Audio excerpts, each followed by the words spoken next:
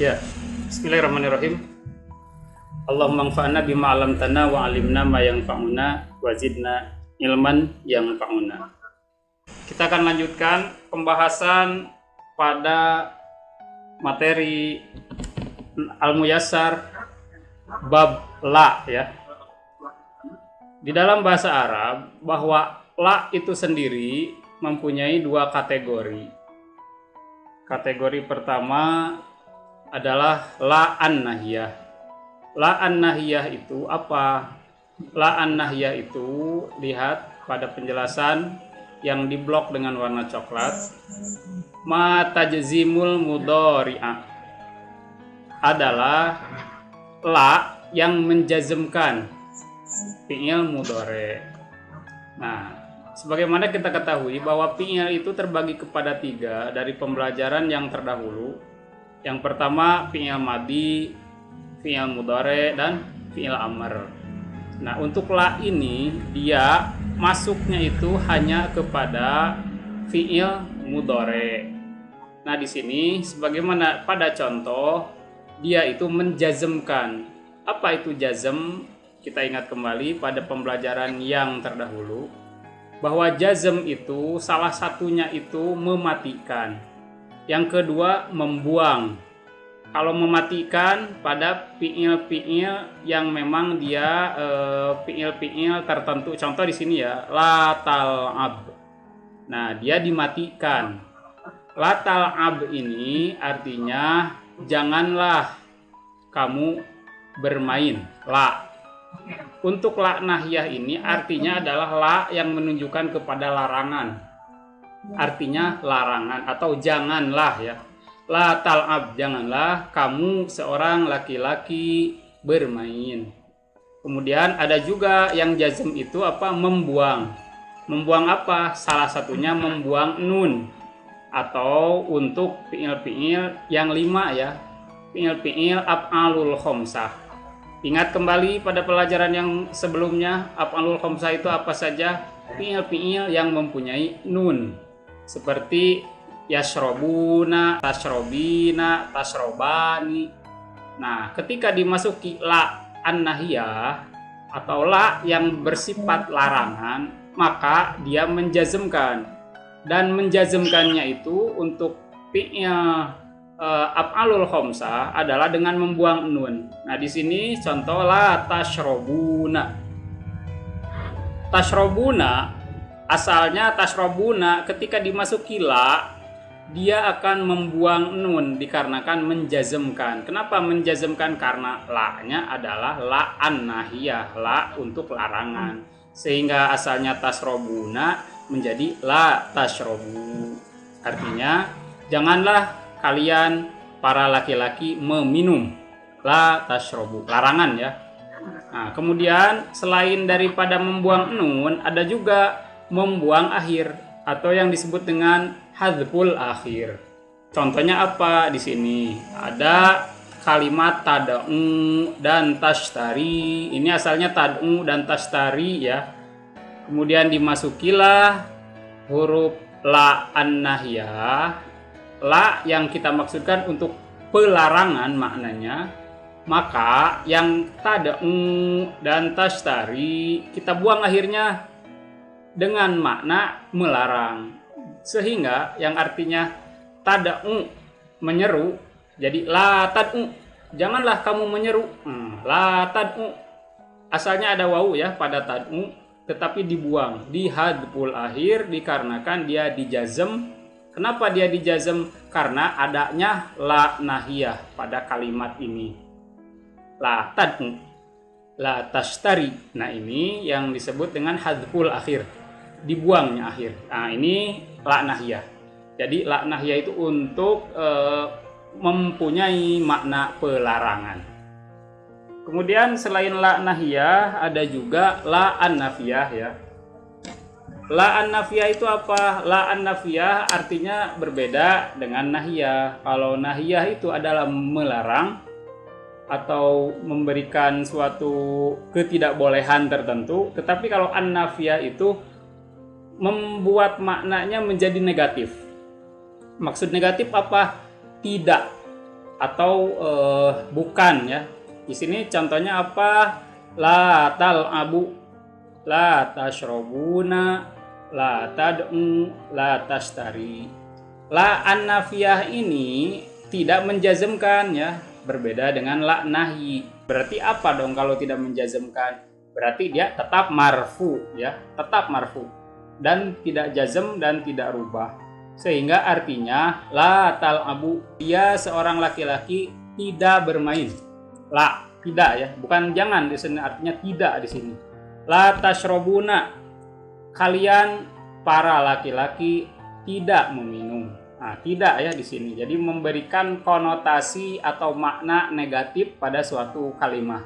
Yang asalnya positif dibikin negatif tenses atau kalimat yang negatif. Nah, contoh yang lain, la tad'u. Nah, la tad'u di sini wawunya tetap ada, tidak dibuang. Yang kalau di an-nahyah dibuang, la tad'u. La tad'u, dia kamu seorang laki-laki tidak menyeru.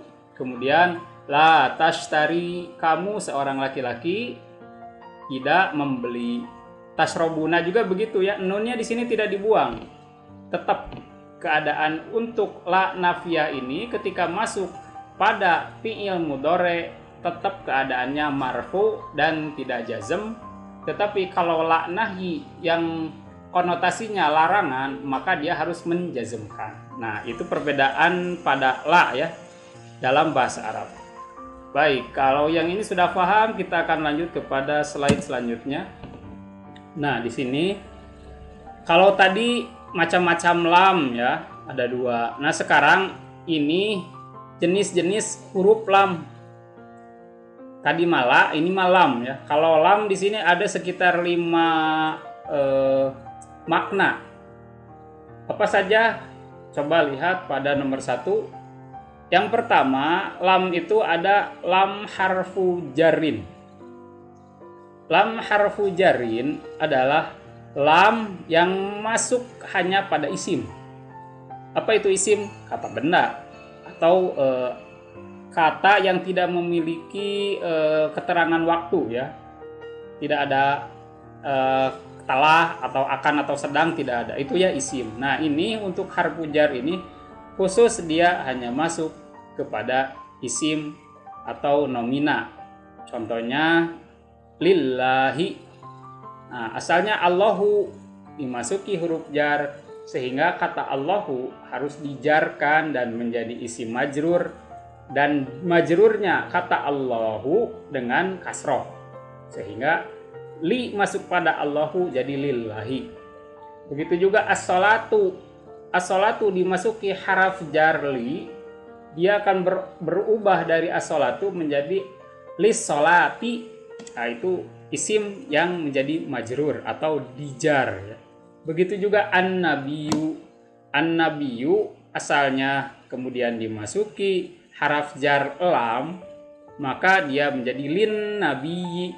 Nah, ini guna huruf jar pada isim. Menjarkan isim setelah huruf jarnya itu atau setelah huruf lam yang masuk kategori huruf jar. Itu yang pertama. Kemudian lam yang kedua adalah lamukae. Lamukae itu artinya lam yang menunjukkan suatu anjuran. Asalnya apa? Akra'u, aku sedang atau akan membaca. Tambah lam kae di awalnya, maka dia akan memansubkan atau menasabkan fi'il mudhari. Maka asalnya akra'u akan menjadi li akra'a. Akra'u asalnya li akra'a jadinya. Begitu juga yastarihu. Yastarihu artinya dia seorang laki-laki sedang atau akan beristirahat. Dimasuki lam kae liyastariha, dia menjadi fathah, menjadi mansub dikarenakan lam kae masuk kepada fi'il mudhari dan artinya pun berubah menjadi agar dia seorang laki-laki beristirahat. Agar ya, ataupun supaya juga bisa artinya. Kemudian tafhamu. Tafhamu adalah fi'il mudhari. Tafhamu artinya kamu seorang laki-laki sedang atau akan memahami. Dimasukilah dengan lam kae pada fi'il mudhari ini sehingga tafhamu berubah menjadi litafhama. Itu pada keadaan mansub ya. Nah, untuk lam kae ini dia hanya masuk kepada fi'il. Nah, ingat, masuk kepada fi'il. Kalau haraf jar nomor 1 dia hanya masuk kepada isim. Nah, kemudian lanjut kepada nomor 3.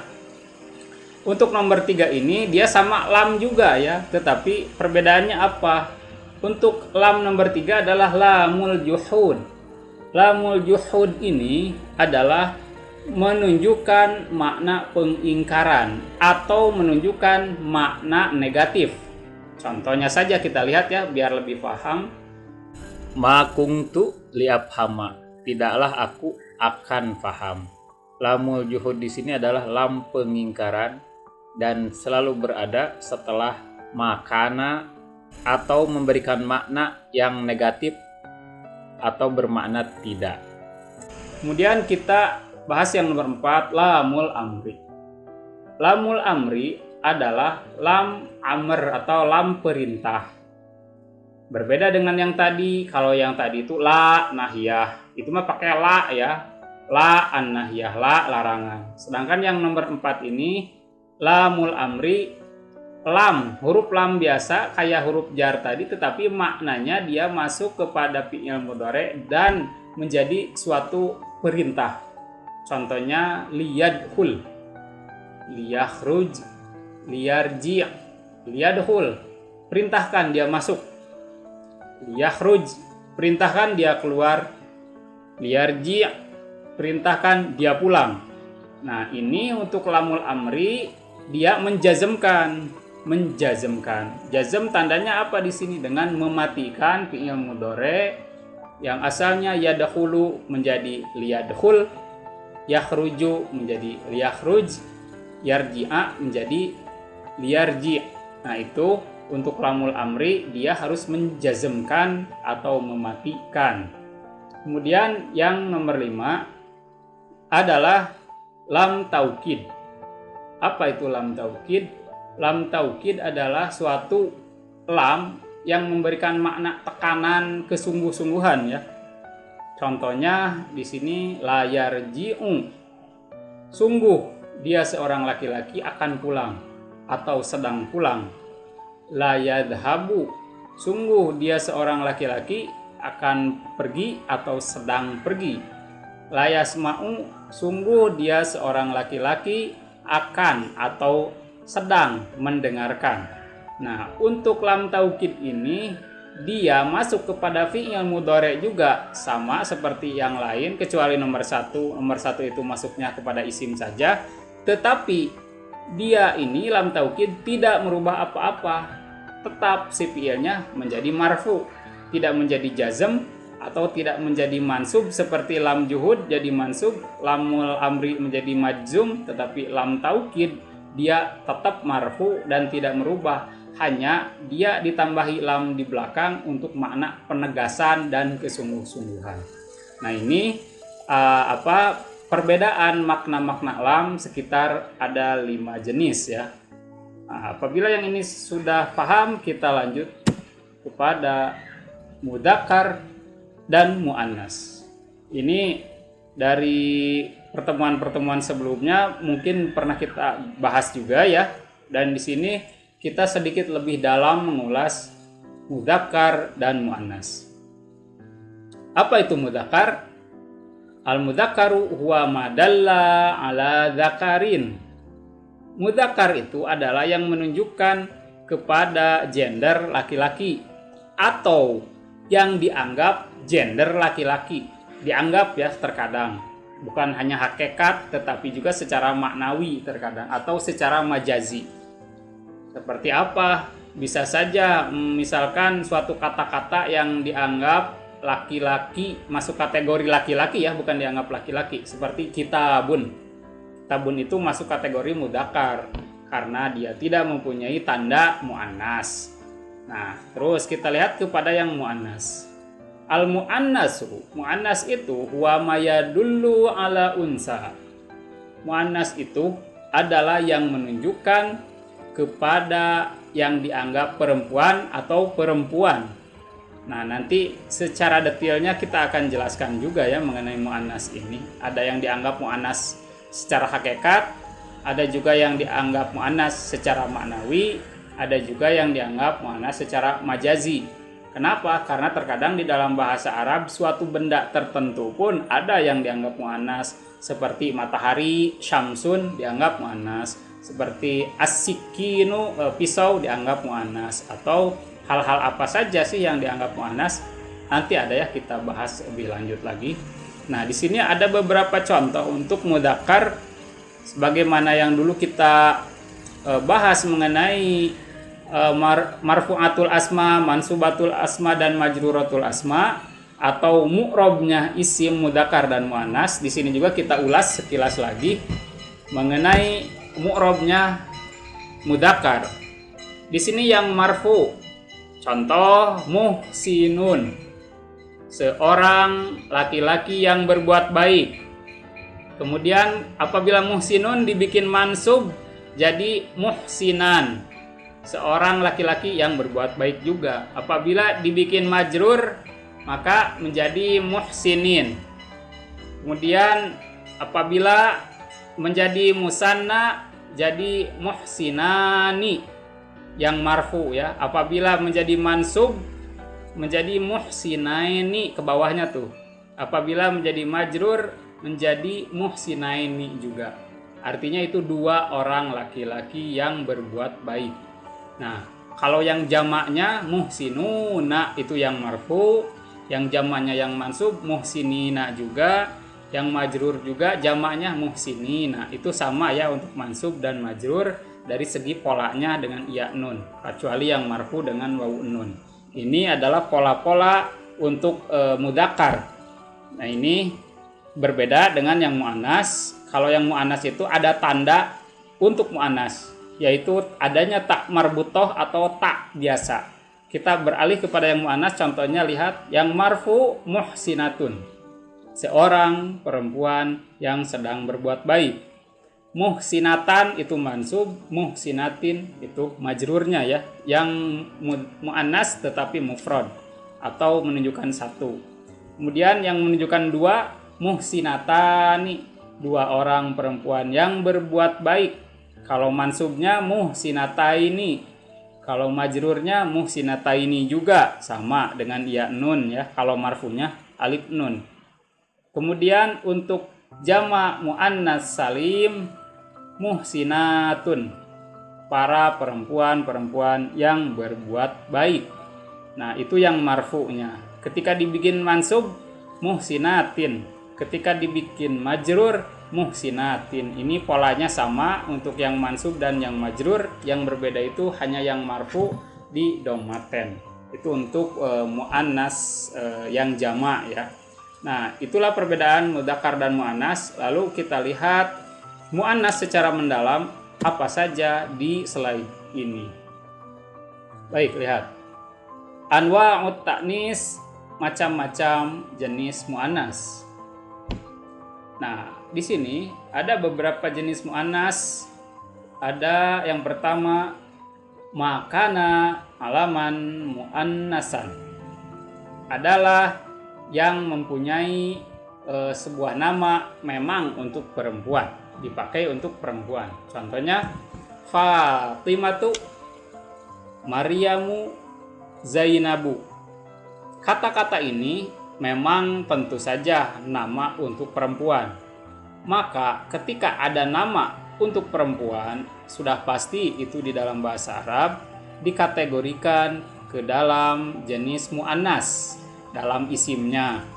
Ini isim muannas ya, udah masuk pasti isim muannas karena ini nama perempuan. Kemudian apalagi nama perempuan kalau di Indonesia?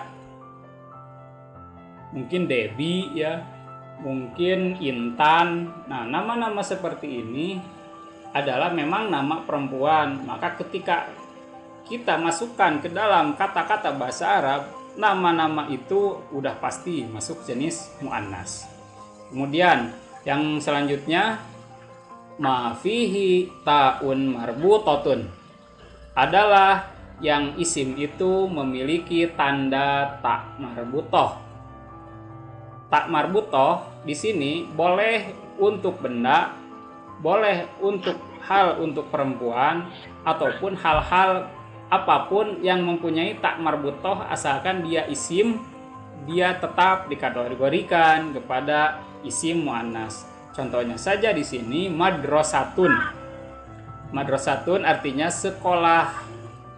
Nah, madrasatun ini bukan perempuan, tetapi dia benda ya, sekolah itu. Tetapi di dalam katanya, di dalam lafaznya adanya tak marbutoh.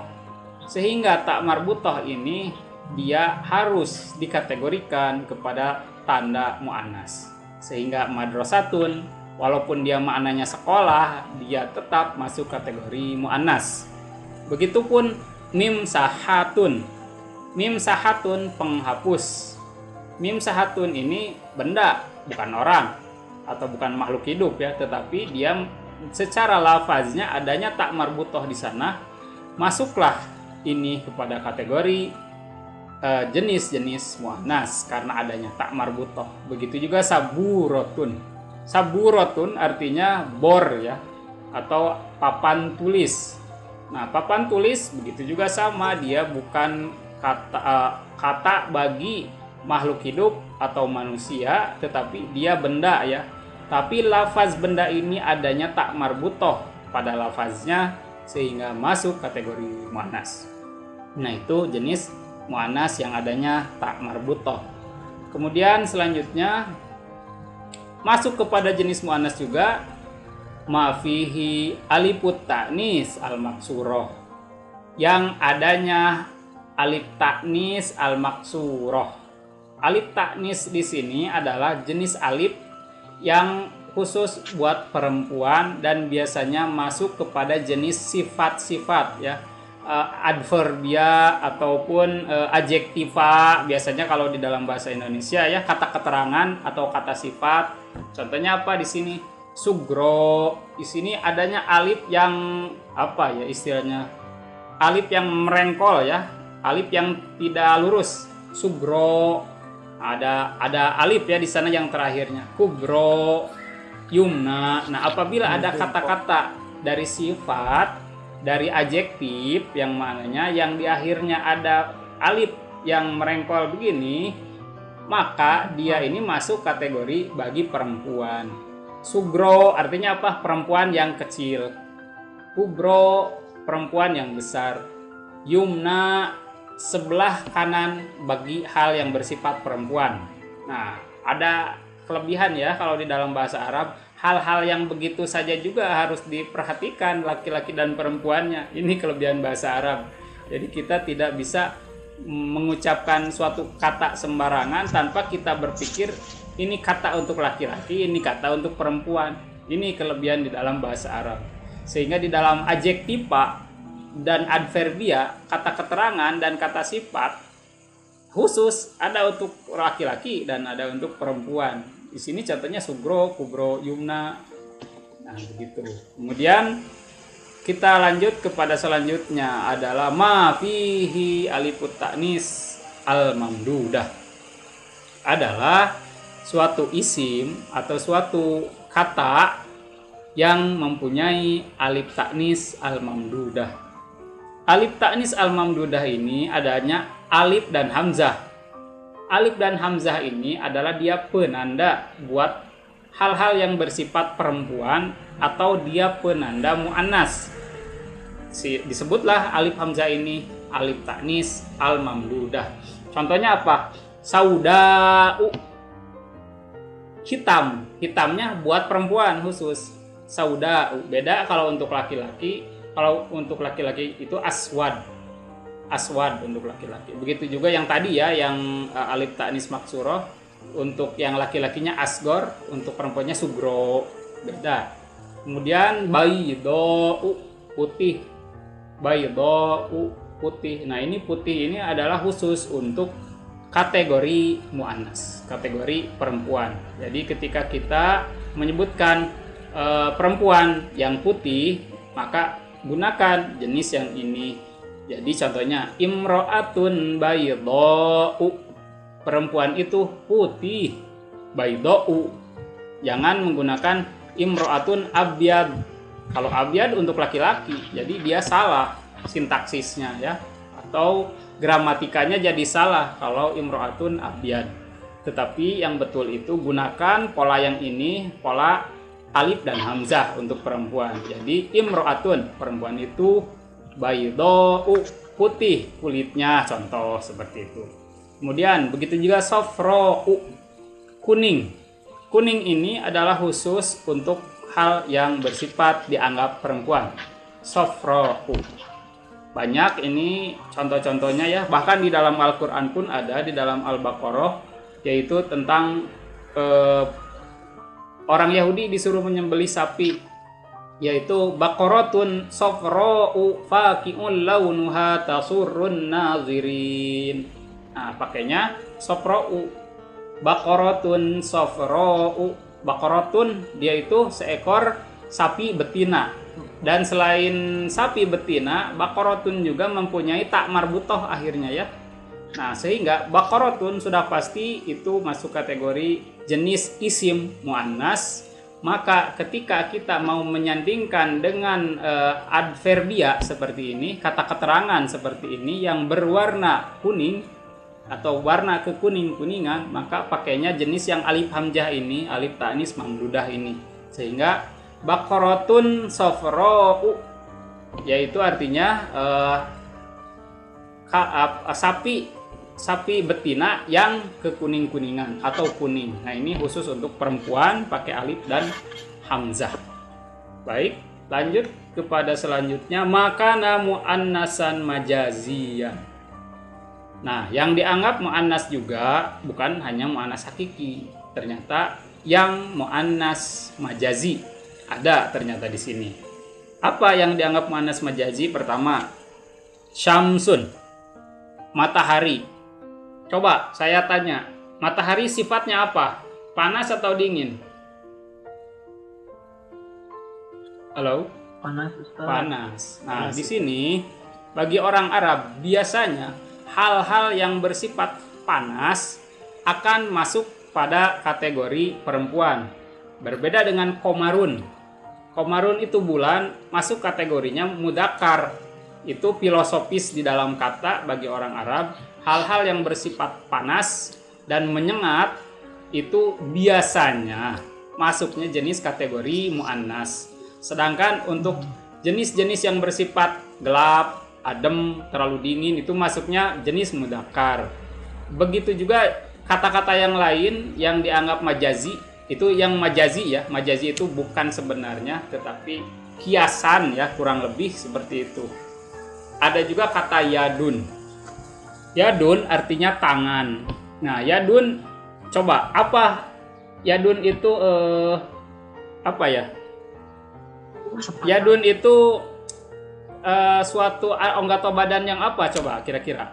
Yadun itu yang mempunyai kanan dan kiri, berpasangan. Seperti mata, al-ainu, yadun, tangan, kemudian telinga, al-udunu, kemudian apalagi ar-rijlu ya, kaki yang mempunyai pasangan kanan kiri. Kemudian hal-hal yang bersifat pasang-pasangan itu masuk kepada kategori muannas majazi di dalam bahasa Arab. Nah, ainun, nah di situ juga ainun ya. Ada ya ainun. Ainun itu ada yang kanan, ada yang kiri. Ainun udah pasti. Kemudian nafsun, jiwa. Nah, untuk hal-hal yang bersifat abstrak, tidak kasat mata, biasanya suka dikategorikan kepada jenis muannas majazi ya. Biasanya di dalam bahasa Arab ini nafsun juga masuknya seperti ruh, nafsun, apalagi yang tidak kasat mata lah, hal-hal seperti itu yang bersifat kita menerawangnya sulit gitu, bahkan nggak kelihatan, maka itu masuknya jenis muannas majazi. Kemudian selain itu juga, selain muannas majazi ada juga jam'ut taksir. Nah, jam'ut taksir ini pada bab-bab yang telah lalu kita telah bahas bahwa jama' yang pecah dari bentuk pola khusus. Karena sebagaimana kita tahu jamak yang pola khusus itu jamak mudzakkar salim dan jamak muannats salim. Yang mana jamak mudzakkar salim dengan wawu nun dan jamak mudzakkar salim dengan wawu nun, jamak muannats salim dengan alif ta. Itu kan jamak yang salim. Salim di sana polanya selamat. Sedangkan jam'ut taksir jamak yang pecah. Jamak yang tidak selamat polanya, pecah dari bentuk pola yang dasar atau yang umum. Di sini jadi contohnya rasulun jadi rusulun, berubah dari rasulun jadi rusulun, nabiyun jadi anbiya'u, masjidun masajidu. Nah, di sini jamak-jamak taksir seperti ini apabila kita mau menjadikannya dalam suatu kalimat yang sempurna, rusulun harus dianggap harus dianggap muannas. Contohnya ketika kita menggunakan kata kerja, maka gunakan kata kerja buat muannas. Misalkan ja'at rusulun, ja'at anbiya'u, atau buniyat masajidu, telah datang para rasul, telah datang para nabi, buniyat masajidu, telah dibangun masjid-masjid itu. Sehingga kata kerjanya pun harus menggunakan kata kerja buat perempuan ya untuk jamak taksir ini. Kemudian yang dianggap muannas atau dimasukkan kategori buat perempuan adalah al-harfu. Al-harfu adalah huruf. Di sini boleh hurufnya itu huruf mabani atau huruf hijaiyah itu ya, mabani itu hijaiyah, ataupun huruf ma'ani, huruf yang bermakna. Huruf hijaiyah contohnya alif, ba, ta, sa, ja, ha, kho, da, da, roja sampai hamzah iya ya, itu harap mabani, harap yang abjadi. Kalau abjadi itu abajadin hawazin, yang seperti itu abjadi ya. Kemudian ada juga huruf ma'ani. Huruf ma'ani itu salah satunya an, ila, fi, bi, huruf jar, dan huruf nasab. Yang hal-hal seperti itu maka dikategorikan kepada jenis-jenis muannas. Nah, selain huruf yang dianggap jenis muannas atau dianggap isim muannas adalah asmaul qura. Asmaul qura itu nama bagi suatu daerah atau nama suatu tempat ya, bukan hanya daerah, tempat. Di sini Misru, Mesir, Jakarta, ya Jakarta, Makkatu, Makkah, atau Indonesia, Indonesia. Pokoknya nama-nama tempat atau nama-nama negara, nama-nama desa, daerah itu akan masuk jenis-jenis muannas. Jadi sehingga ketika kita menyusun suatu kalimat sempurna untuk nama tempat asmaul qura seperti ini, gunakanlah kalimat buat perempuan seperti hadhihi untuk perempuan kan, atau tilka untuk isim isyarahnya, atau untuk kata kerjanya gunakan juga untuk perempuan. Inilah keterangan mengenai jenis-jenis muannas yang bukan hanya secara hakikat ya muannasnya. Apa saja? Alaman muannasan, nama asli perempuan, adanya tak marbutoh, adanya tak ta'anis maksurah, adanya alif ta'anis mamdudah atau alif hamzah, adanya muannas majazi seperti tadi yang berpasang-pasangan atau benda-benda yang panas, kemudian benda-benda yang tidak kasat mata dan abstrak, kemudian jamak taksir, huruf, dan nama daerah. Itu masuk jenis muannas. Kita lanjut pada pembahasan selanjutnya. Nah, sekarang kita akan masuk kepada jenis pembahasan sintaksis atau grammar ya, langsung kepada grammar. Kita akan mulai pembahasannya pada marfu'atul asma'i, yaitu isim-isim yang marfu. Nah, isim-isim yang marfu di sini ada 7. Al-marfu'atu sab'atun. Isim marfu itu ada 7. Wahia, dia itu yang pertama adanya al-fa'il. Yang kedua naibul fa'il. Yang ketiga al-mubtada. Yang keempat khobarul mubtada. Yang kelima isim kana wa akhwatuha. Yang keenam, khobar inna wa akhawatuha. Yang ketujuh, at-tabi' lil marfu. Apa sih ini maksudnya? Akan kita bahas satu persatu secara mendetil. Yang akan pertama kita bahas adalah tentang fa'il. Al-fa'ilu. Setidaknya kita mengetahui dulu bahwa ada 7 ya isim-isim yang marfu itu. Baik, di sini al-fa'ilu ismun marfu'un waqa'a ba'dal fi'lil ma'lumi wa dalla 'ala fa'ilil fi'li. Fa'il adalah suatu isim marfu. Nah, ingat-ingat, isim itu ada yang marfu, mansub, dan ada juga majrur. Nah, ini maka isim fa'il khusus dia harus selalu marfu. Harus selalu marfu. Ingat, fa'il itu harus selalu marfu. Waqa'a ba'dal fi'lil ma'lum. Dan isim marfu'nya itu harus terletak setelah fi'il yang maklum. Fi'il maklum itu apa? Nah, pada slide yang kemarin kita bahas bahwa fi'il itu ada yang maklum, ada yang majhul. Maklum adalah kalimat aktif, kata kerja aktif. Sedangkan majhul, kata kerja pasif. Masih ingat kan aktif dan pasif? Kalau yang aktif itu me, kalau yang pasif itu di. Contoh makan, memakan. Kalau pakai pasif atau majhul, dimakan. Nah, kalau yang fa'il ini dia khusus. Dia harus isim fa'ilnya itu berada setelah fi'il yang maklum atau fi'il yang aktif.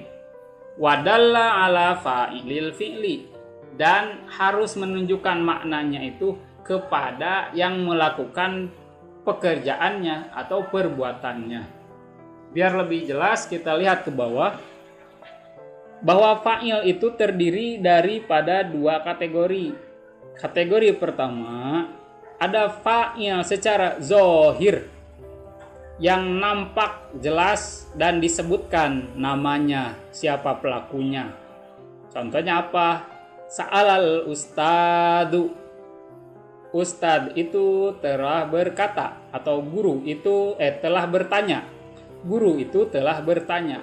Nah, di sini zohir. Zohirnya apa? Ada kata al-ustadunya. Al-ustadu di sini menjadi fa'il, menjadi pelaku.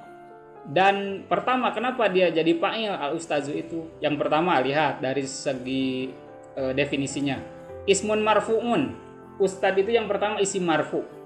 Marfu'nya kata ustadu dengan apa? Dengan domah. Yang terakhirnya ya du, gitu, al-ustadu. Du-nya itu dia menjadi domah dan dia tetap marfu karena domah itu. Terus waqa'a ba'da fi'il maklumi, dan dia terletak setelah fi'il yang maklum atau kata kerja aktif. Di sini fi'il yang maklumnya mana? Sa'ala. Sa'ala artinya bertanya. Telah bertanya. Kemudian wadalla 'ala fa'ilil fi'li, dan kata ustad ini pada sintaksis ini atau pada susunan kalimat ini menunjukkan kepada pelaku yang melakukan pekerjaan. Jadi kata al-ustadu pada kata susunan yang ini atau kalimat yang tersusun ini menjadi pelaku dari kata sa'ala. Sa'alal ustadu, ustad itu telah bertanya. Siapa yang bertanya? Ustad itu. Nah, sehingga dia menjadi fa'il. Kemudian contoh yang lain, fa'ilnya itu al-waladu dari kalimat sholal waladu. Telah sholat atau telah beribadah anak laki-laki itu. Al-waladu di sini fa'ilnya. Kenapa dia fa'il? Pertama, dia marfu.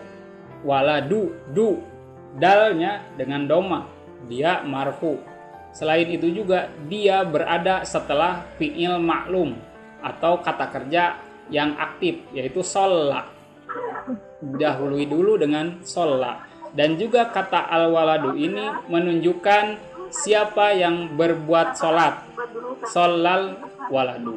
Kemudian pada contoh yang lain, bakat Maryamu.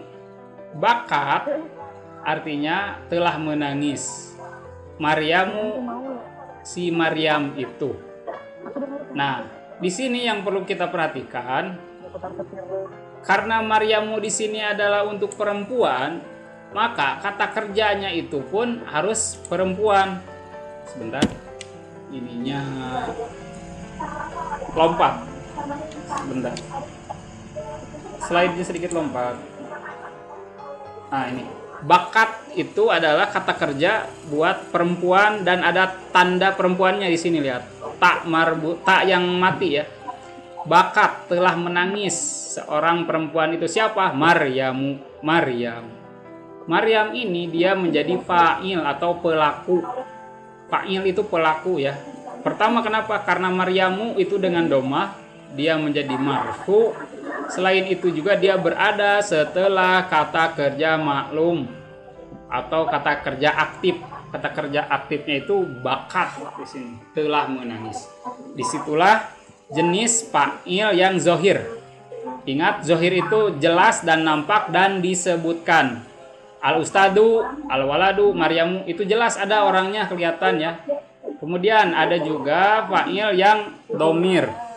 Fa'il yang domir itu adalah fa'il yang menggunakan pronomina atau kata ganti orang. Nah, kata ganti orang ini dia terkadang berada di dalamnya ya.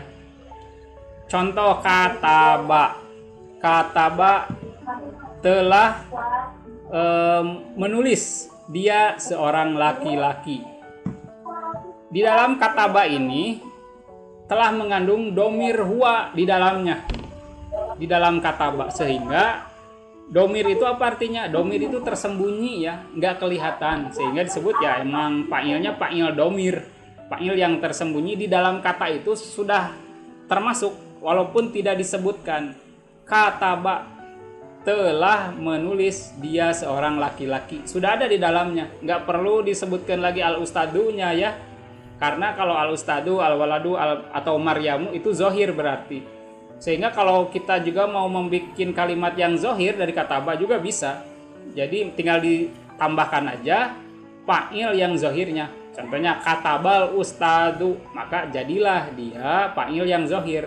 Tetapi apabila kita ingin mendomirkan, menyembunyikan fa'ilnya, tidak usah disebutkan karena dia sudah ada di dalamnya. Kataba itu mengandung kata ganti huwa di dalamnya, dia seorang laki-laki. Kemudian jalasat, artinya jalasat itu telah duduk, dia seorang perempuan. Di dalam jalasat ini sudah ada domirnya. Apa domirnya? Di situ ada tak yang mati di akhirnya. Tak yang mati di akhirnya itu dia sebagai pengganti dari domir hiya. Dari domir hiya ya. Asalnya di dalamnya ada domir hiya diganti dengan tak sebagai tandanya, tak yang mati. Sehingga jalasat dia mengandung domir dan disebutlah fa'ilnya fa'il domir, bukan fa'il zohir. Ingat, yang zohir itu yang disebutkan nama orangnya itu zohir. Kemudian kharajna, kami telah keluar. Nah, di sini adalah dari nahnu, kita. Kharajna, kami telah keluar. Di dalam kharajna ada nahnu sehingga domirnya mengandung domir nahnu dan dia masuk pada fa'il domir bukan fa'il zohir. Begitu juga asyrobu, di dalam asyrobu mengandung domir ana di dalamnya. Asyrobu, saya sedang atau akan meminum. Nah, maka di dalam domir di dalam asyrobu adanya domir ana, masuklah asyrobu ini kepada fa'il domir bukan fa'il zohir. Tashrobu, kamu seorang laki-laki sedang atau akan meminum. Di dalam tashrobu ada domir anta. Anta itu kamu seorang laki-laki. Yashrobuna, mereka para laki-laki sedang atau akan minum. Di dalam yashrobuna ini adanya domir yang tersembunyi, yaitu domir hum. Domir ya, yashrobuna itu. Dan diganti domirnya itu sebagai tanda dengan wawunya, dan wawu dan nun ini ya, itu pengganti daripada hum, wawu nun ini. Kemudian uktub. Uktub, di dalam uktub ada domir anta. Uktub artinya tulislah oleh kamu seorang laki-laki. Nah, anta, ada domir anta di dalamnya. Walaupun tidak disebutkan tetapi sudah terkandung. Begitu juga ikro, bacalah oleh kamu seorang laki-laki. Di dalam ikro ada domir anta. I'lamu, di dalam i'lamu ada domir antum yang diganti dengan wawu dan alif. I'lamu, ketahuilah oleh kalian, wahai para laki-laki. Di dalam i'lamu itu ada domir, dan ini tidak masuk jenis fa'il yang zohir ya. Yang zohir itu ingat harus disebutkan nama orangnya. Baik, itu fa'il. Mudah-mudahan ada bayangan. Kita akan lanjut kepada pembahasan selanjutnya untuk ketentuan fa'il. Baik, untuk fa'il selain dari ya pada yang umum tadi, ada beberapa ketentuan. Yang pertama, fa'il harus selalu marfu. Ingat lagi bahwa mu'rabnya isim itu ada marfu, ada mansub, dan ada majrur. Sedangkan untuk fa'il harus selalu marfu. Nah, contohnya di sini yang tadi sa'alal ustadu, sa'alal muslimu. Nah, itu marfu ya, ustadu marfu, muslimu marfu. Sa'alal muslimani. Nah, al muslimani pun marfunya dengan alif nun karena dia musanna. Musanna itu yang menunjukkan pada dua. Sa'alal muslimuna, telah bertanya mereka para laki-laki. Al muslimuna di sini juga dia marfu ya. Itu ketentuan nomor 1. Kemudian yang kedua ketentuannya apa? Fa'il harus didahului fi'il maklum. Harus didahului kata kerja aktif. Sa'ala, nah ini kata kerja aktif ya. Sa'ala. Kalau untuk perempuannya di sebelah kiri sa'alat. Sa'alat telah bertanya, dia seorang perempuan. Sa'alat gitu ya, pakai ta untuk perempuan. Nah, ketika kita gunakan untuk perempuan, contoh sa'alatil ustadatu. Ustadzah itu atau guru perempuan itu telah bertanya. Nah, sa'alatil muslimatu. Muslim perempuan itu telah bertanya. Nah, di sini masuk kategori apa? Coba yang nomor 3. Fa'il harus sesuai mudzakkar atau muannasnya pada fi'ilnya. Ketika fi'ilnya muannas, fa'ilnya pun harus muannas. Sa'alat itu fi'ilnya muannas. Al-ustadzatu fa'ilnya muannas. Begitu juga sa'alatil muslimatu, sa'alat kata kerjanya muannas, fa'ilnya si pelakunya pun harus jenis muannas al-muslimatu. Dan berbeda dengan yang mudzakkar untuk laki-laki, sa'ala untuk mudzakkar jenis laki-laki, maka menggunakan kata fa'ilnya itu untuk laki-laki. Al-ustadu itu untuk laki-laki ya. Begitu juga al-muslimu.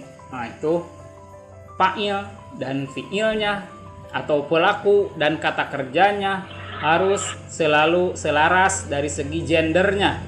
Nah, ini di dalam bahasa Arab yang menjadi tantangan buat pembelajar bahasa Arab itu untuk menyusun suatu kata, baik di dalam berucap, baik di dalam menyusun suatu susunan kata-kata, yaitu kita harus berpikir dulu ini kata kerja buat laki-lakinya apa, atau isim untuk laki-lakinya apa. Nah, itu ya sedikit tantangan di dalam berbahasa Arab itu, mengasah pikirannya, sangat mengasah.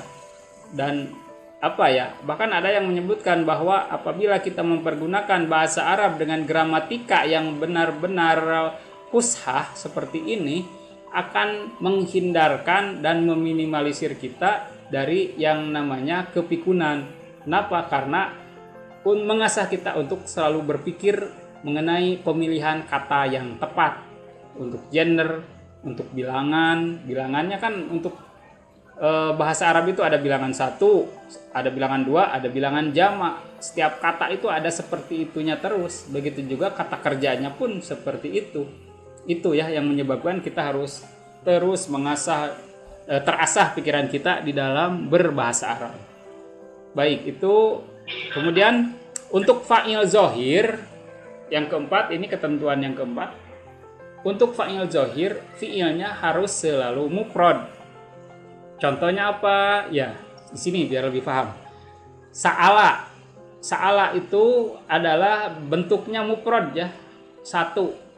Jadi di dalam sa'ala itu mempunyai bilangan 1 orang. Sa'ala artinya telah bertanya dia. Siapa? Untuk laki-laki kalau sa'ala. Kalau sa'ala telah bertanya dia, 1 orang ya. untuk perempuan kalau sa'alat. Nah, untuk fa'il itu satu kata itu boleh mempergunakan yang pertama fa'ilnya yang mufrad pakai kata yang sa'ala, fa'ilnya yang musanna pakai kata sa'ala, fa'ilnya yang jamak pakai kata sa'ala. Sehingga untuk fa'il zahir fi'ilnya harus selalu mufrad. Sehingga al-muslimuna itu kan jamak, jamaknya bagi laki-laki, jamak mudzakkar salim, dia tetap menggunakan kata kerjanya yang mufrad sa'ala. Begitu juga yang al-muslimani yang dua ya, kalau yang musanna al-muslimani dua orang laki-laki muslim menggunakan kata kerjanya yang mufrad. Nah, ini ketentuan fa'il yang sedikit unik, bahwa fa'il itu dia boleh mufrad, musanna, jamak, bahkan boleh laki-laki perempuan atau mudzakkar muannas, tetapi kata kerjanya itu harus selalu mufrad. Ini yang sedikit jadi tantangan ya. Dan yang seperti ini tiada lain, kita harus sedikit banyak latihan ya. Bikin fi'il fa'il terus tiap hari fi'il fa'il, biar kita sedikit terasa dan terbiasa untuk membuat fi'il fa'il. Jangan lupa fi'ilnya harus selalu mufrad. Nah, itu ya untuk ketentuan fa'il. Mudah-mudahan setidaknya ada gambaran. Kita lanjut. Masih ada ketentuan yang sedikit berbeda ya. Ketentuan lain dari fa'il. Ketentuan lain dari fa'il. Baik, sebentar. Nah, fa'il itu boleh terpisah dari fi'ilnya. Fa'il itu boleh terpisah dari fi'ilnya ataupun boleh diakhirkan. Biar lebih paham dilihat di contoh ya. Qara'al Qur'ana al-waladu. Qara'al Qur'ana al-waladu itu untuk laki-laki ya. Telah membaca Quran anak laki-laki. Kalau diartikan dalam Indonesia mah agak aneh ya, karena diakhirkan si fa'ilnya atau si pelakunya diakhirkan dari objeknya, agak sedikit aneh kalau di dalam bahasa Indonesia. Tetapi di dalam bahasa Arab ini lumrah. Jadi begini, kita mendahulukan objeknya. Qara'a al-Qur'ana, telah membaca Quran. Siapa yang membaca Quran? Al-waladu, anak laki-laki itu. Bagaimana kita bisa mengetahui bahwa ini fa'il? Dilihatnya dia marfu. Marfunya dengan dhamma. Al-waladu mempunyai tanda akhir dalnya itu dengan dhamma. Sehingga apabila ada kata seperti ini yang akhirnya dhamma, pasti yang menjadi pelakunya atau fa'ilnya adalah al-waladu. Sedangkan maf'ul bi atau objek itu selalu kurang lebih fathah. Al-Qur'ana menjadi objek dikarenakan Al-Qur'ana akhirnya dengan fathah. Jadi kita mengartikannya qara'al Qur'anal waladu, anak laki-laki itu telah membaca Quran. Tetap saja kalau mengartikan di dalam bahasa Indonesia, subjek pelaku harus tetap di awal. Yang umum ya, itu bagi formal, yang formal ya, bahasa Indonesia yang formal itu harus seringkali mendahulukan subjek atau pelaku ketika menerjemahkan ke dalam bahasa Indonesia. Walaupun susunannya seperti ini. Qara'a telah membaca, Al-Qur'ana kepada Quran, Al-waladu anak laki-laki itu. Di dalam bahasa Indonesia aneh. Makanya terjemahannya wajib masuk kepada grammar Indonesia, yaitu subjek, predikat, dan objek. Sehingga artinya anak laki-laki telah membaca Quran. Tetap artinya seperti itu. Kemudian ini untuk laki-laki ya. Lihat ke sebelah kiri, ini untuk jenis perempuan. Qaraat. Nah, ini fa'ilnya perempuan ya, qaraat pakainya. Qaraat itu ada tak untuk perempuan. Telah membaca dia seorang perempuan Al-Qur'ana kepada Quran, al-ustadatu guru perempuan itu. Di sini fa'ilnya al-ustadatu. Bagaimana kita mengetahui al-ustadatu fi'il? Adanya tu tak marbutoh di dhammah dan dia marfu. Ketika di dhammah atau dia marfu, sudah pasti dia itu fa'il, karena sebelumnya ada kata kerja yang aktif atau ada fi'il yang maklum, yaitu qaraat. maklum artinya ya telah membaca. Dan yang menjadi objeknya harus selalu mansub. Mansub itu apa? Salah satunya adalah di fathah. Al-Qur'ana. Nah, Al-Qur'ana dia di fathah akhirnya, sehingga dia pada posisi ini menjadi objek. Qara'atil Qur'anal ustadzatu. Ingat, menerjemahkannya dahulukan dulu subjek, lalu predikat, lalu objek, sehingga artinya guru perempuan itu telah membaca Al-Qur'an. Nah, seperti itu ya menerjemahkannya. Kemudian di sini juga ada yang paling bawah di dalam Al-Qur'an, innama yakhsyallaha min ibadihil ulama'u. Ini di dalam Al-Qur'an ya. Nah, di sini fi'ilnya yakhsha. Yakhsha. Sesungguhnya yang paling takut kepada Allah itu dari hamba-hambanya adalah para ulama. Nah, yakhsha fi'il maklum atau kata kerja aktif. Allah menjadi objek. Kenapa objek? Karena Allah dengan fathah. Fathah tandanya mansub, dan mansub ketika dia berada setelah fi'il maklum dia akan jadi objek. Al-ulama'u. Nah, al-ulama'u adalah fa'ilnya. Fa'ilnya ini di akhir banget, di akhir kata-kata yang panjang. Nah, ini menandakan bahwa ketentuan lain dari fa'il, memang fa'ilnya boleh terakhir. Misalkan ada kata-kata panjang, ada beberapa baris dan fa'ilnya ternyata di akhir, itu pun boleh ya. Karena tergantung nanti siakul kalimat dan kebutuhan konteks kalimatnya seperti apa. Contohnya saja yang ini, innama yakhsyallaha min ibadil ulama'u. Ulama'u-nya di sini menjadi fa'il, menjadi pelaku, menjadi subjek daripada yakhsha. Yakhsha itu artinya menakuti atau takut ya. Sesungguhnya yang takut kepada Allah daripada hambanya itu adalah para ulama. Kemudian wa idzibtala Ibrahim rabbuhu. Dan ingatlah ketika Allah telah menguji Ibrahim. Nah, di sini fa'ilnya rabbuhu. Rabbu itu Tuhannya. Ini diakhirkan ya. Sedangkan maf'ulnya Ibrahima, objeknya Ibrahima. Kata kerjanya mana? Kata kerja fi'il maklumnya ibtala. Ibtala yabtali ibtilaan. Nah, ibtala itu adalah kata kerja yang aktif. Ini dari jenis fi'il madi. Ibtala. Nah, ini ketentuan lain dari fa'il. Ternyata fa'il itu selain dia boleh berada setelah kata kerjanya langsung, dia pun juga boleh terpisah dari kata kerjanya ataupun boleh diakhirkan. Itu adalah ketentuan lain dari fa'il, selain bahwa fi'ilnya harus selalu mufrad atau menunjukkan kepada satu. Baik, itu mudah-mudahan ada gambaran mengenai fa'il secara sedikit lebih detail ya di sini. Kita mari bergeser kepada kebalikan dari fa'il. Baik. Di sini adalah kebalikan daripada fa'il, yaitu naibul fa'il. Naib artinya pengganti. Al-fa'ili fa'il. Jadi maksudnya menggantikan fa'il. Berarti apa dong yang menggantikannya? Nah, kita akan bahas. Kita lihat definisi dulu. Huwa ismun marfu'un waqa'a ba'dal fi'lil majhuli. Naib fa'il adalah isim marfu. Nah, ingat bahwa naib fa'il ini masih marfu, hampir sama dengan fa'il.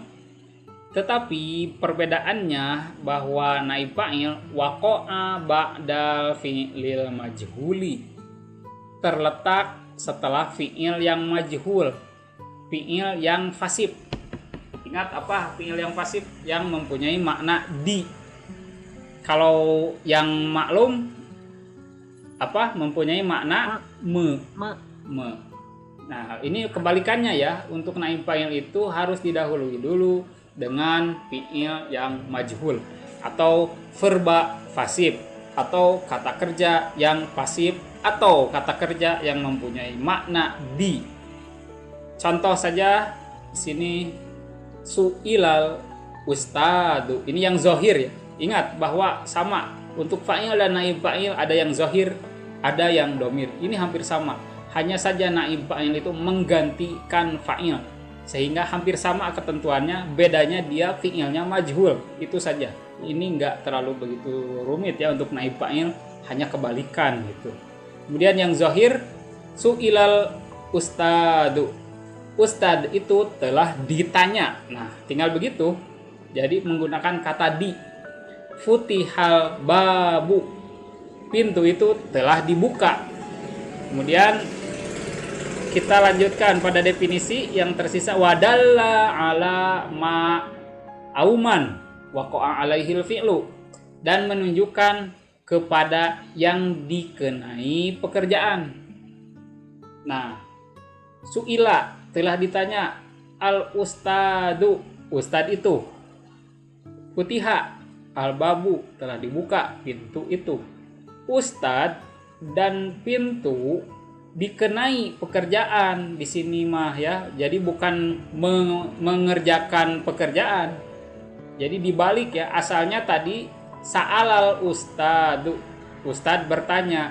Ketika kita rubah menjadi naibul fa'il, menjadi pengganti fa'il, menjadi fasib.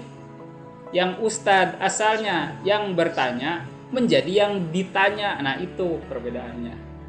Futiha al-babu, begitu juga pintu asalnya fatahal baba, anak laki-laki itu telah membuka pintu. Ketika kita rubah menjadi naibul fa'il, futihal babu, pintu itu telah dibuka.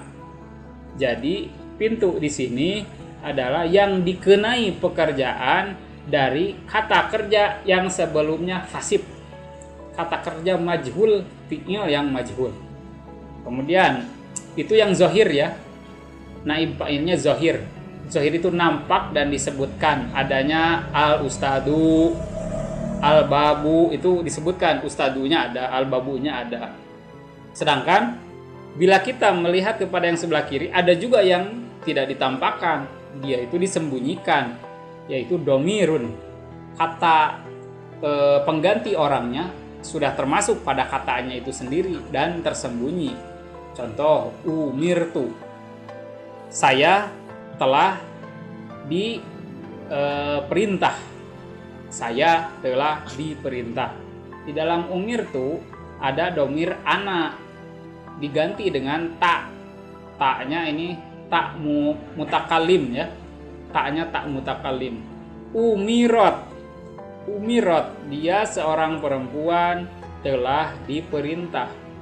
Di sini ada domir hiya di dalam umirot, dan domir hiya ditandai dengan adanya tak yang mati. Umirna, kita semua telah diperintah. Di dalam umirna mengandung domir nahnu.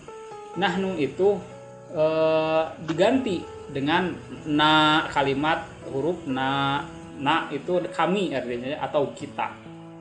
Us'alu, aku akan ditanya. Di dalam us'alu ada domir ana. Us'alu ya. Tus'alu, kamu akan ditanya. Di dalam tus'alu ada domir ana.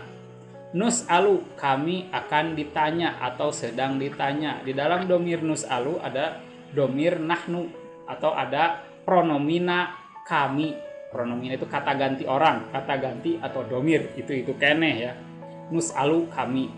Nah, ini naib fa'il, ada yang zahir, ada yang domir, hampir mirip dengan fa'il. Berbedanya untuk naib fa'il, dia menggantikan fa'il menjadi menjadi objek yang sementara.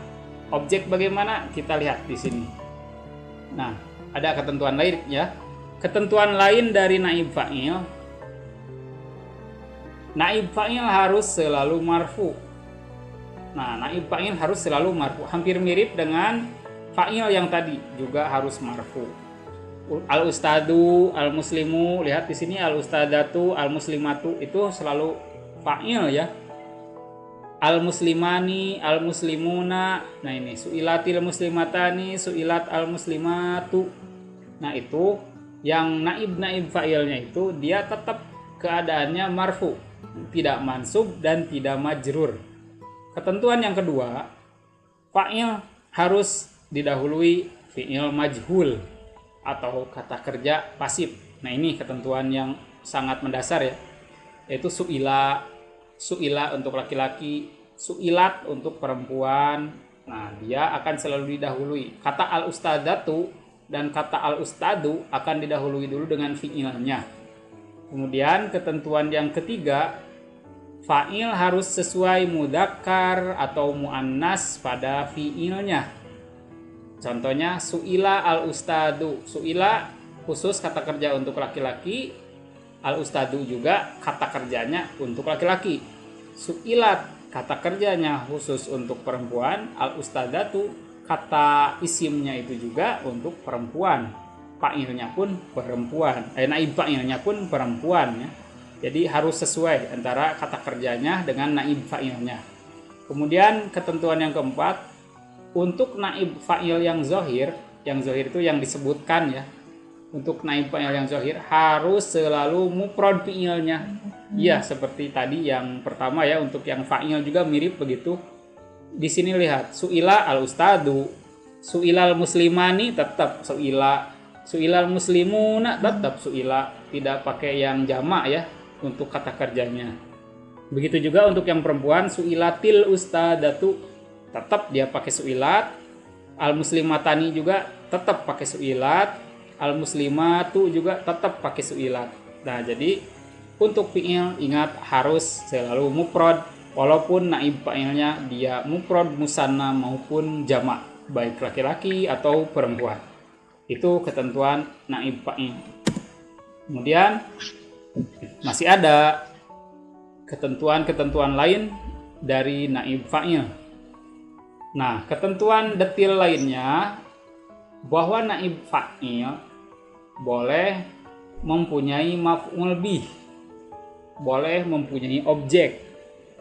Contohnya, u'tiyasa ilu libasan, telah diberi seorang yang minta-minta itu libasan, satu baju atau satu pakaian. Nah, boleh ya ada maf'ul bih untuk naib fa'il. Kemudian khuliqal insanu dha'ifa, khuliqa fi'il madi dan dia majhul atau kata kerja fasif yang artinya diciptakan, telah diciptakan. Al insanu manusia itu, dhaifan menjadi makhluk yang lemah. Nah, khuliqa fi'il, al insanu naib fa'il, dhaifa maf'ul bih. Jadi maf'ul bihnya boleh ada. Kemudian yang kedua, naib fa'il boleh terpisah dari fi'ilnya dan juga boleh diakhirkan. Contohnya, kutiba alaikumus siyamu. Nah, di sini naib fa'ilnya asyamu, fi'il majhulnya kutiba. Dia terpisahkan dengan jar majrur. Jar majrurnya alaikum. Nah, boleh ya ternyata terpisah. Dia tidak langsung bertemu dengan fi'ilnya pun boleh. Yang penting didahului dulu dengan fi'il majhulnya. Kutiba alaikumus siyamu. Kemudian contoh yang lain yang terpisah itu atau diakhirkan, duribat alaihi mudillatu. Duribat telah dikenakan alaihim kepada mereka adillatu kehinaan.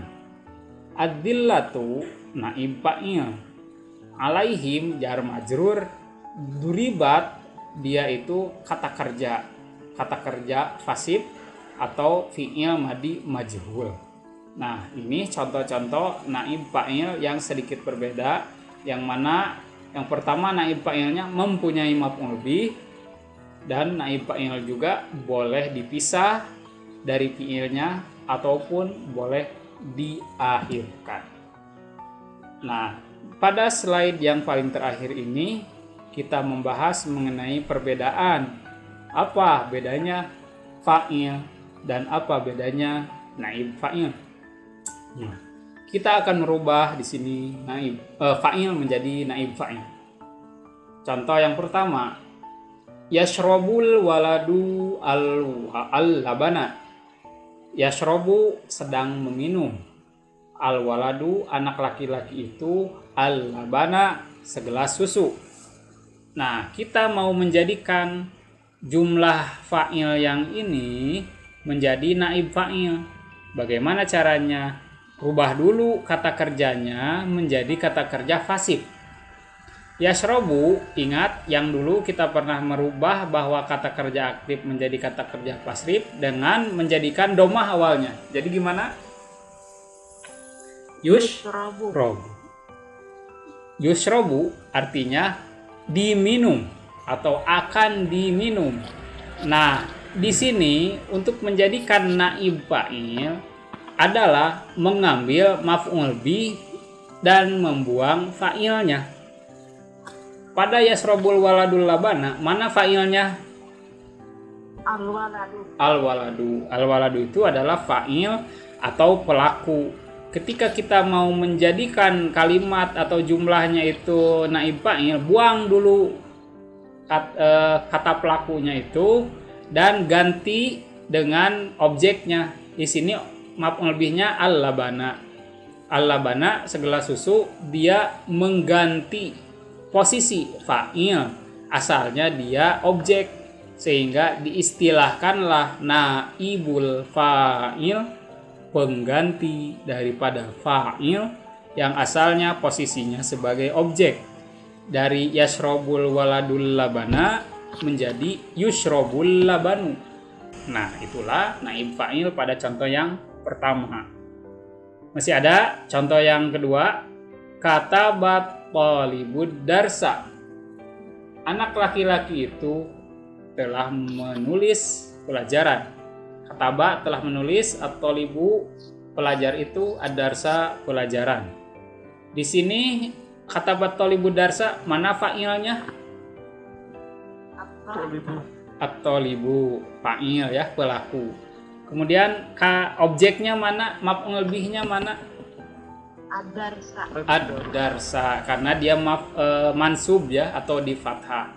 Nah, katanya untuk menjadikan naibul fa'il itu buang dulu fa'ilnya, kemudian ganti kata kerjanya dengan kata kerja majhul atau fasib.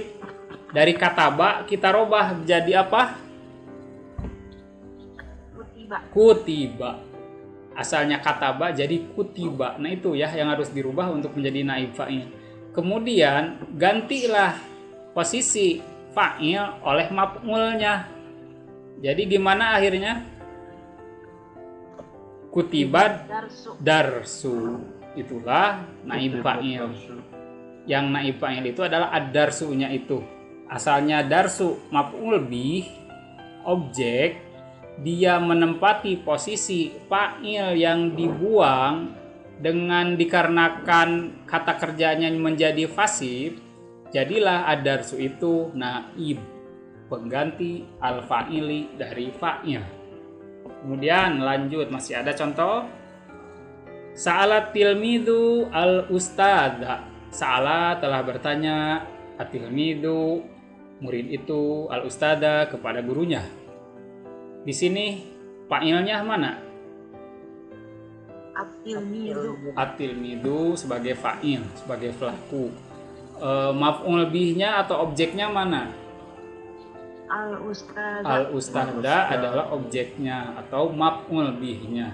Nah, ganti dulu kata kerja yang aktifnya menjadi kata kerja fasif, yang maklum menjadi majhul. Ingat di domah awal jadi gimana? Su'ila menjadi su'ila.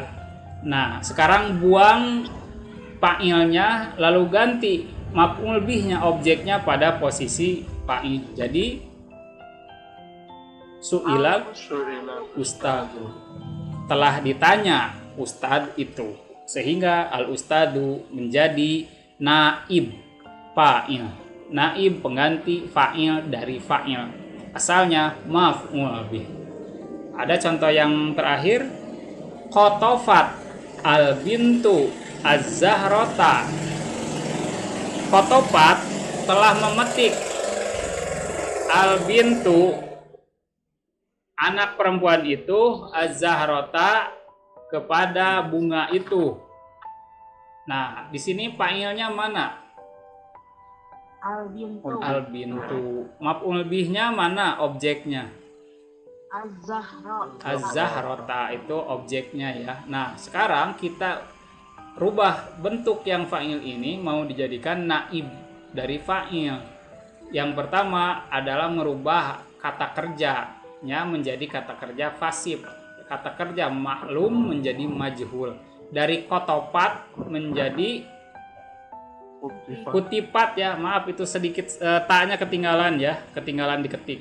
Itu kutipat. Harusnya kutipat. Kutipat. Ya itu taknya ketinggalan ya. Ketinggalan nggak keketik. Al-bintu dibuang. Az-zahrata menempati posisi al-bintu menjadi gimana? Kutipat az-zahratu menjadi telah dipetik bunga itu. Nah, itulah az-zahratu menjadi naib, menjadi pengganti dari fa'il yang asalnya maf'ul bih. Selain maf'ul bih yang ini, kita juga ada contoh yang lain terakhir di sini yang mempunyai dua maf'ul. Mempunyai dua objek. Nah, di sini contoh yang pada blok putih, khalaqallahul insana dha'ifa. Telah menciptakan, khalaqa itu Allah, al-insana manusia, dha'ifa lemah.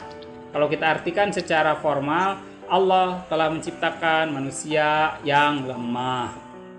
Khalaqallahul insana dha'ifa. Khalaqa di sini kata kerjanya aktif, pasif, maklum, majhul. Maklum atau aktif. Allahu jadi apa? Fa'il atau naib fa'il di sini?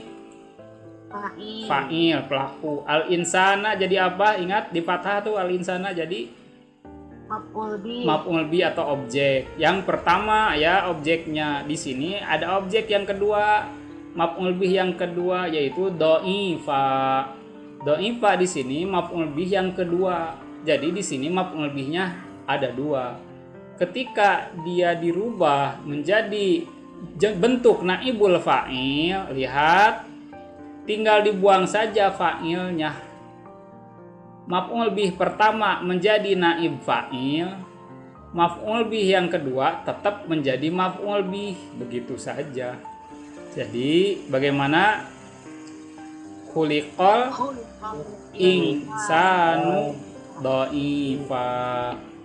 Nah, al insanu asalnya maf'ul bih pertama, dia sekarang menempati posisi fa'il dan menjadi marfu sehingga menjadi naib fa'il karena sebelumnya fi'il madi yang majhul atau kata kerja fasib.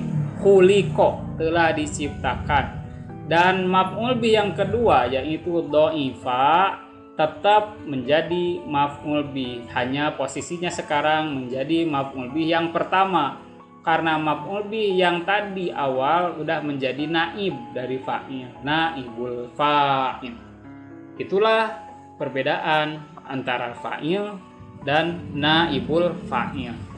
Mudah-mudahan dari semua yang telah saya jelaskan, dari beberapa slide yang saya utarakan pada malam hari ini setidaknya menjadikan gambaran buat pemahaman dalam pembelajaran ilmu bahasa Arab yang mendasar. Kita akhiri dulu perjumpaan pada kesempatan malam ini. Mudah-mudahan pada malam selanjutnya, malam Jumat depan, kita bisa bertemu kembali pada pertemuan yang kelima. Mudah-mudahan semuanya bisa hadir sebagaimana mestinya pada jam yang sama.